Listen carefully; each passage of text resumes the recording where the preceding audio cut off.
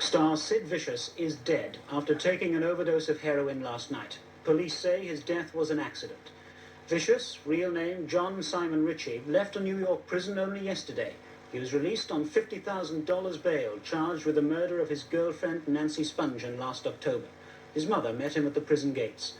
Vicious went to a party to celebrate his release. Then, according to police, he took the heroin. He'd been having treatment to give up his addiction.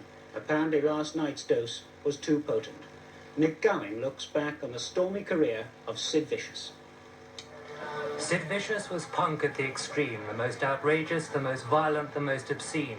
He wasn't there for his bass playing, at best that was mediocre. He was there for what he stood for, as the most rebellious of them all. On stage, unlike his subdued performance here, he often vomited and slashed his wrists. He frequently went much further. Offstage, his life was tempestuous and erratic. He picked fights freely. Not even his friends considered him normal. Until last year, when he met Nancy Spungen, a confirmed heroin addict, he was at least controllable after a fashion, but he described the relationship as one of fights and mutual beatings. Then Vicious was charged with murder. The Sex Pistols had split up, but still, as Vicious went in and out of hospitals and courts, manager Malcolm McLaren fought to hold the group's commercial image together, despite what had happened. A friend explains. Well, all I can say is that we really tried. Everybody tried to talk to him, Steve and Paul. And Malcolm even went to the extent of physically kidnapping Nancy at one time, knowing that she was an extremely bad influence on him in that direction.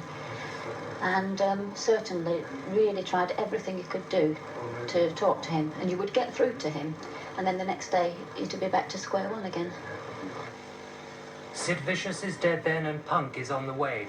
The question now, how long will the punk industry survive now without his controversial flamboyance? He chain whipped a journalist while performing in a London club. But the leader of the now disbanded group says he thought up Sid Vicious' name because Ritchie was anything but vicious.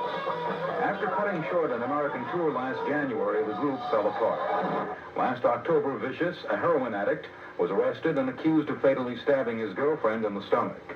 Friends speculated at the time it was part of a botched double suicide.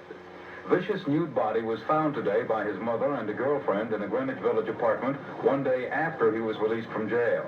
He died of what's described as an accidental type drug overdose. At the height of his brief career, he was one of the kings of punk. In America, punk rock died.